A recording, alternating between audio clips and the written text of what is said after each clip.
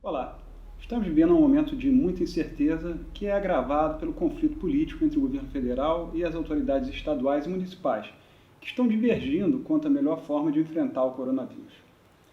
Alguns governadores e prefeitos eles já determinaram a paralisação das atividades das empresas, estão atendendo ao recomendado pelos especialistas e seguindo o que outros países vêm fazendo, sempre no intuito de preservar vidas. O governo federal, em contrapartida, ele sustenta que as empresas não podem permanecer fechadas, pois isso pode levar a um colapso da economia com consequências gravíssimas para a população. Sem entrar em qualquer apreciação do que é certo ou errado nesse momento, até por me faltar conhecimento médico, é um fato que o fechamento das empresas já está tendo um impacto extremo para muitos empregadores. O patrão, a princípio, ele não pode suspender o contrato de trabalho, ou seja, não pode parar de pagar os salários, porque o ônus do negócio é seu, e os empregados não estão se recusando a trabalhar nessa situação. Então, todos estavam no aguardo de uma medida provisória que oferecesse alguma saída para esses empregadores que estão com as portas fechadas e estão procurando opções para não ter que demitir. A medida provisória 927, ela apresentou algumas saídas de curto prazo que validavam aquilo que as empresas já estavam fazendo: teletrabalho, antecipação de férias, banco de horas. Mas o carro-chefe era a possibilidade de suspensão do contrato de trabalho por até 4 meses, previsto no artigo 18 da já mencionada MP 927. Só que logo depois foi anulado o artigo 18 pela medida provisória 928. Uma nova medida provisória foi anunciada, mas não veio ainda. E nós podemos entender por quê. Se o governo federal entende que as empresas têm que abrir, por que ele iria apresentar uma medida provisória que justamente vai garantir meios para que elas possam não abrir? Infelizmente, nós estamos no meio de uma briga política. Uma nova medida provisória, no entanto, deve vir, porque o governo já está fazendo as contas das despesas que terá com o seguro-desemprego, caso tenhamos um quadro de demissões em massa. E por conta disso, provavelmente, essa medida provisória ela não vai ser aquilo com que os empresários têm sonhado. Nesse meio tempo, os empregadores têm buscado opções para reduzir seus quadros com menos ônus. Eu gostaria de falar com vocês sobre algumas das ideias que têm circulado nos meios empresariais e jurídicos. Artigo 486. O artigo 486 ele tem sido apontado como solução que permite a rescisão do contrato de trabalho sem que o empregador tenha que arcar com o aviso prévio e a multa do fundo de garantia. Mas vejam, se nós estivéssemos falando de uma situação em que uma fábrica, por exemplo, tem o seu imóvel desapropriado e é fechada por conta disso para construir uma estrada, por exemplo, o fato do príncipe aqui é muito claro. Mas a situação que nós estamos vivendo é de calamidade pública, né? Há um interesse coletivo de máxima relevância e há a ideia da responsabilidade social da empresa permeando essa discussão. Eu, particularmente, acredito que esse é um caminho que dificilmente será validado pela Justiça do Trabalho. Então, aqui eu recomendo muita cautela. Artigo 502 da CLT. Eu não vejo como aplicar a hipótese do artigo 502 a empresas que não estão encerrando suas atividades de fato, mas que estão apenas paralisadas momentaneamente. Caso a empresa ou estabelecimento venha de fato a fechar as portas, aí o artigo evidentemente pode ser aplicado. Mas tem que se atentar para o seguinte: no caso de fraude, vai haver responsabilização na forma do artigo 504 da CLT.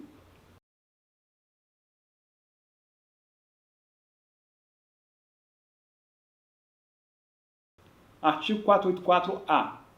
Eu não recomendo de forma alguma essa modalidade de acordo nesse momento, porque fica claro que o empregado não teria interesse palpável, né, de ter o seu contrato de trabalho encerrado nesse momento, ficando inclusive sem a garantia do seguro-desemprego. Certamente, na hipótese de uma ação trabalhista, a situação seria vista como imposição do empregador e não como acordo.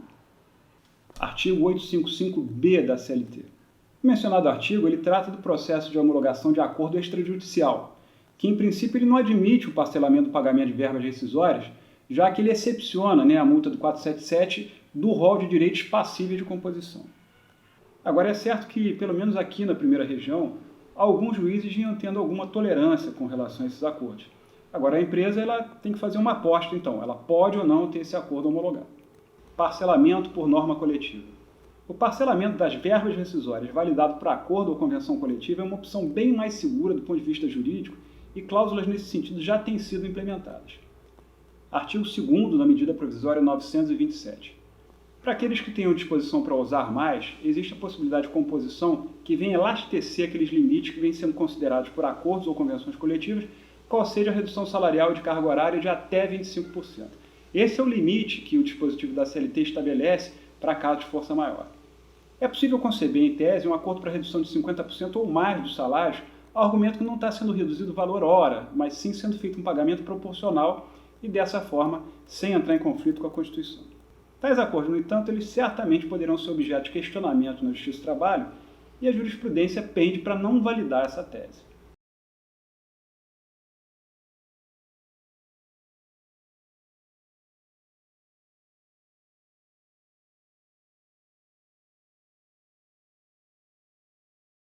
Um ponto a ser considerado, justamente, é o papel futuro da Justiça do Trabalho nisso tudo. Nós estamos vivenciando um súbito protagonismo do direito do trabalho em um grave momento pelo qual passa a sociedade brasileira e mesmo o mundo. Eu acho que deve servir de alerta para aqueles que diziam que o direito do trabalho devia acabar, que não precisamos mais de leis trabalhistas.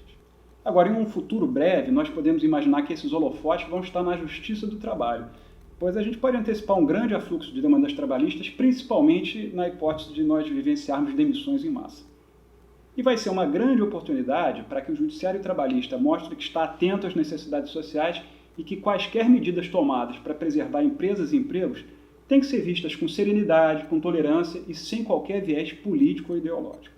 Vamos torcer para que essa situação toda se resolva da melhor e mais rápida forma possível. Eu desejo a todos saúde, segurança e agradeço pela audiência.